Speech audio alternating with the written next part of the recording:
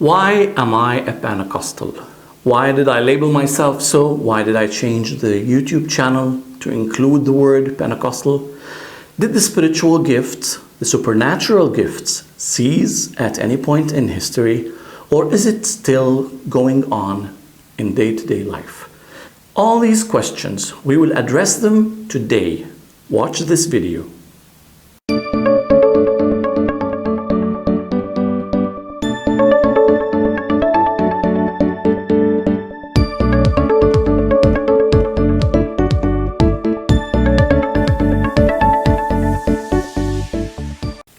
Not long ago, I changed the name of my YouTube channel to Pentecostal Universalist, or Life of Faith. Still Life of Faith is the brand name, if you want to call it.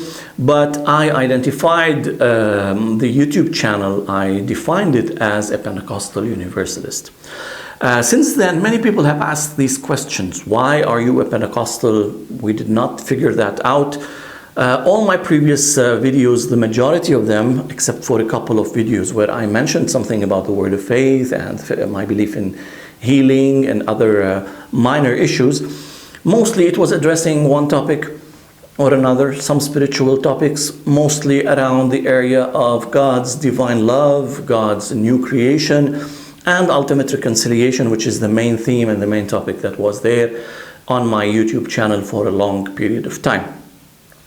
Now, the question that was raised is, why am I Pentecostal? What is my position on spiritual gifts?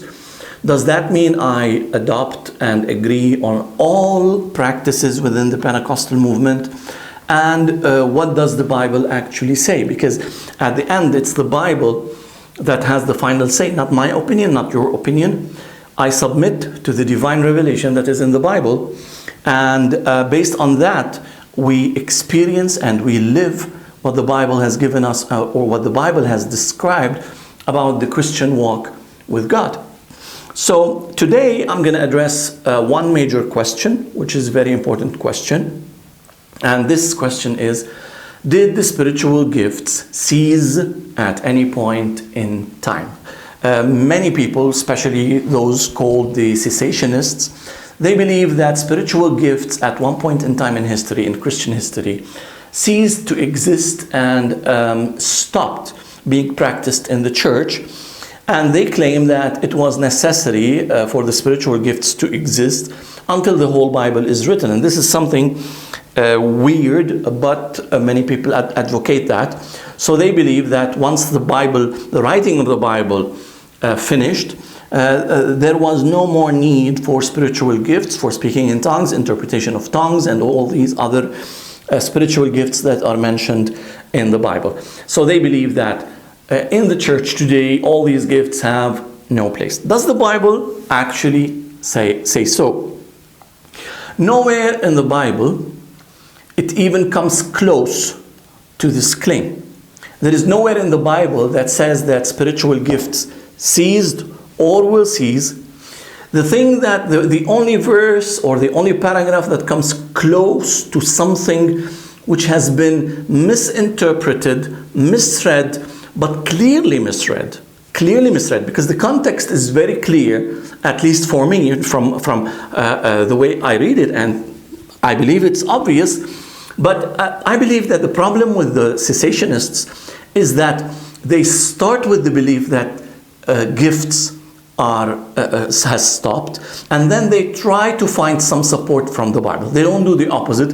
They don't seek the Bible or seek God to tell them if it ceased or not. So the starting point, it's like a circular argument. They start with the proposition that gifts have ceased, and then they try to find verses that confirm that, and then they use those verses to confirm that it was ceased. So the only verse that has near value in that front is what is mentioned in 1 Corinthians 13. So let's address that paragraph to see if the Bible actually says that spiritual gifts have stopped or ceased. Now, understanding that 1 Corinthians 13 falls in between 1 Corinthians 12 and 1 Corinthians 14, obviously. But in those, and if you know what I mean, is that in chapter 12 and chapter 14, It's all about spiritual gifts. And then in the middle, there is this paragraph about love and the importance of love. And actually, every time we read the Bible, we have to read the context in order to understand it properly and not take things out of context and try to put our own interpretation into it. So the question that we need to ask is, did Paul actually mean what we understand him to mean or to say? Now, the context, the historical context and the paragraph context of these verses is that there was an issue in the church of Corinth. They were abusing and misusing spiritual gifts. They had spiritual gifts. They were rich in spiritual gifts. Paul, in the introduction to the letter, mentions that. Still, they were abusing it. They were using it as a tool to divide the church, divisive, and they were like creating parties within the church. Some claim to be followers of Paul, some claim to be followers of Peter, and some of other people. So Paul is addressing this issue and saying that don't let spiritual gifts divide the church. Don't misuse spiritual gifts. Don't take spiritual gifts to cause chaos within the meetings of the church. And he is asking them to put things in order. This is the context. And this is how we need to understand 1 Corinth, and especially and particularly 1 Corinth when it's speaking about the spiritual gifts in chapters 12, 13, and 14. So, he's speaking about spiritual gifts in chapter 12. He's speaking about tongues and prophecy in chapter 14. And in the middle, he's saying that there is a better way of behavior. Now, many people claim that Paul is saying it's better to love than to practice spiritual gifts. Paul is not saying that. Paul's saying there's a better way of practicing spiritual gifts, and that way is love. So if I speak in tongues, I speak in tongues with the motive of love. If I prophesy with the motive of love. If I do any gift, or if I practice any of the gifts given by the Spirit of God, I have to practice it in a way which is love. So he's not speaking about either you prophesy or you love. He's saying, if you want to prophesy, it's the best way to do it if you prophesy with love in your heart. So this is the context. And out of that, he's saying, I'm expanding on the context because this will give us insight on where we're going. So at the end of chapter 12 of 1 Corinth, he's saying, but earnestly desire the best gifts, and yet I show you a more excellent way. Again, it's a way. It's the way of practicing spiritual gifts, and that way is love. Though I speak, and the proof about what I'm saying is that he's not saying either speak in tongues or love. He's saying, if I speak with tongues, but I have no love in my heart, then I have a serious issue. If I prophesy with no love in my heart, then I have a serious issue. Even if I suffer because of my faith and I have no love, then my suffering is meaningless. So he's saying about the way to practice spiritual gifts, and that way is love. Going forward, within that context, Paul is instructing the church in Corinth to focus on the best way to do anything, which is love. Walking in love, showing the nature of God, because God is love, is the ultimate calling of every Christian. It cannot be replaced. There is nothing better than walking in love, because that's the nature of God. Walking in the nature of God is ultimately better of doing anything. So it's not about either love or spiritual gifts. It is whatever you want to do in the spiritual gifts, and within the spiritual gifts you have to do it with love. That's the better way, or the excellent or more excellent way, which is walking or earnestly seeking the spiritual gifts with love. Now, within that context, and after speaking about love and describing what love is, he says,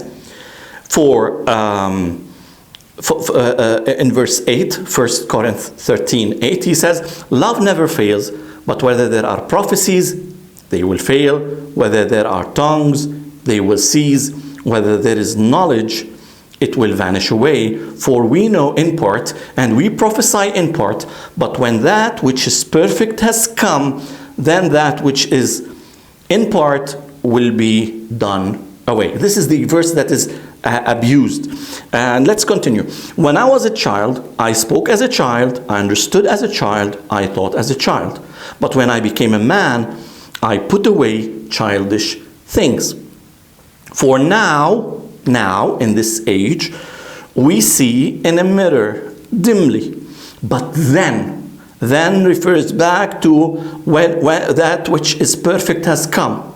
Then, face to face.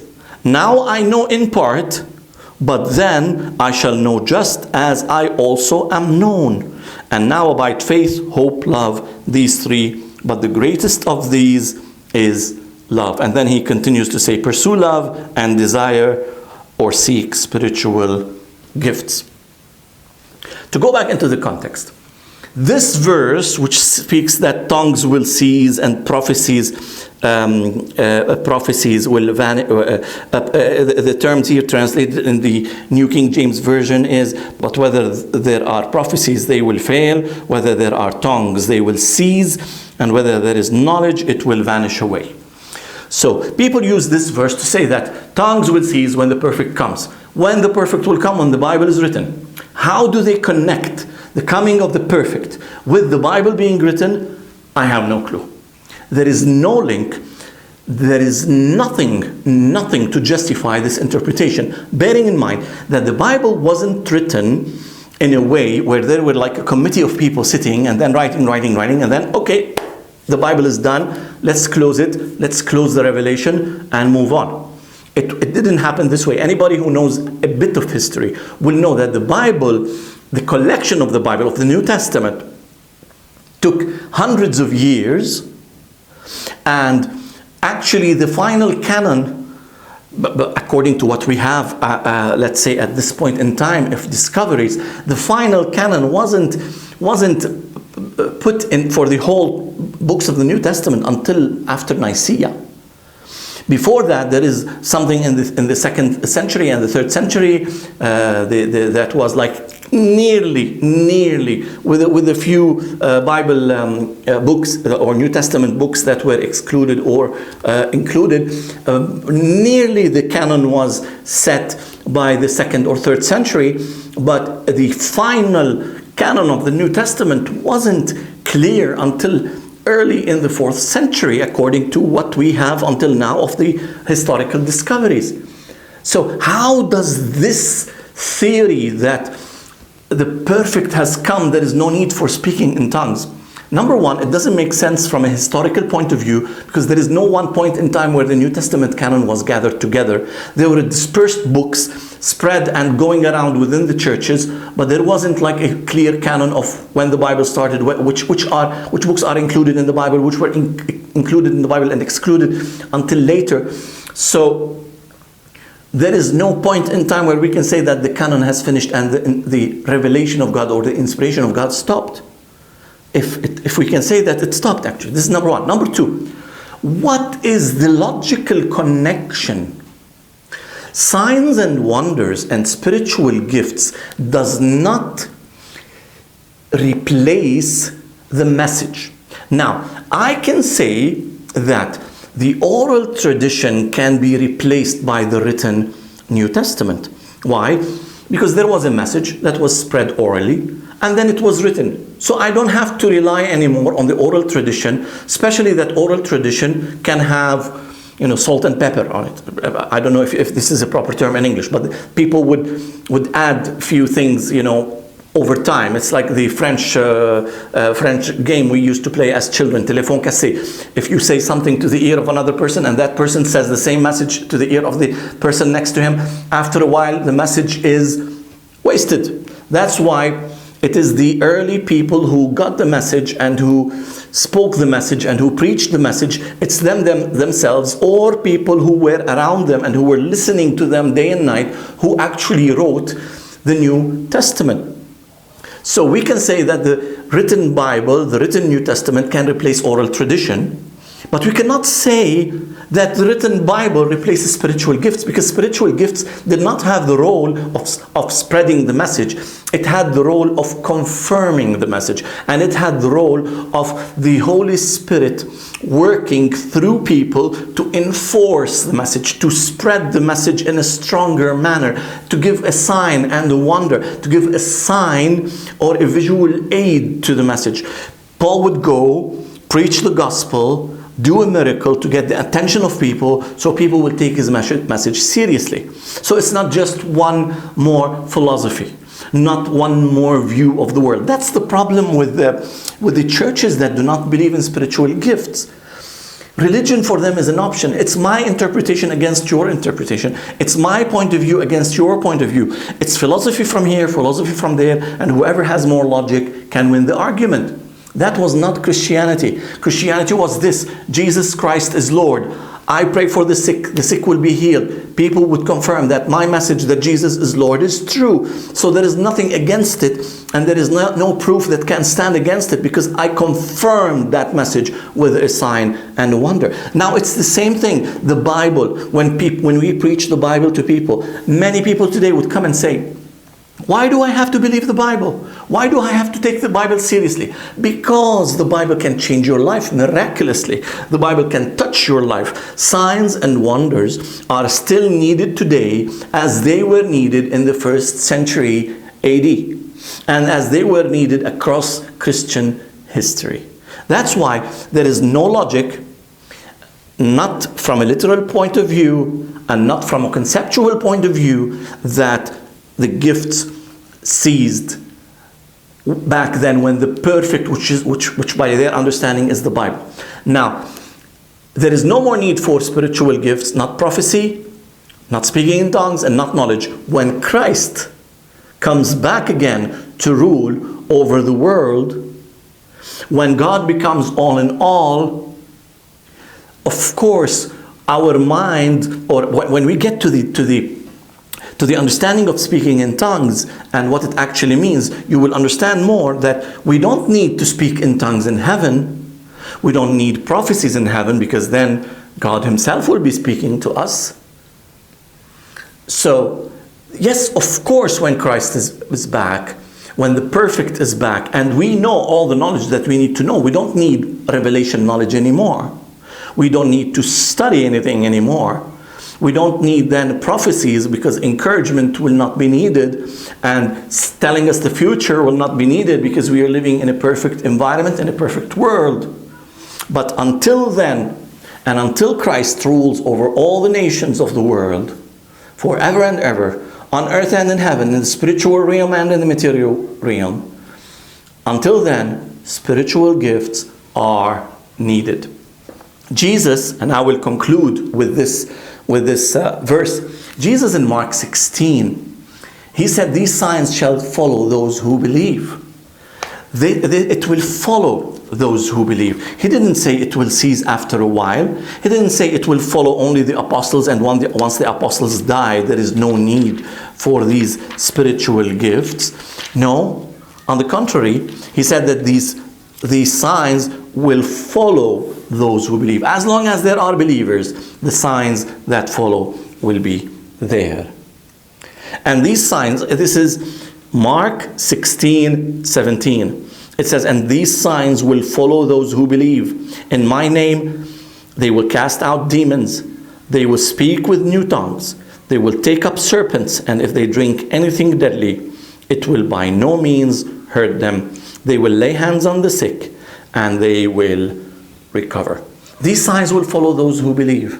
The signs and wonders that were there in the book of Acts in the early church are still with us today, and will remain with the church, and will follow those who believe until the day when the perfection of Christ fills the world, and we are changed into the image of Christ, into the image of his glory, and we become one with him, where there is no need then but for prophecy, for speaking in tongues, or for any revelation knowledge anymore, because we are one, and God is in all and in all.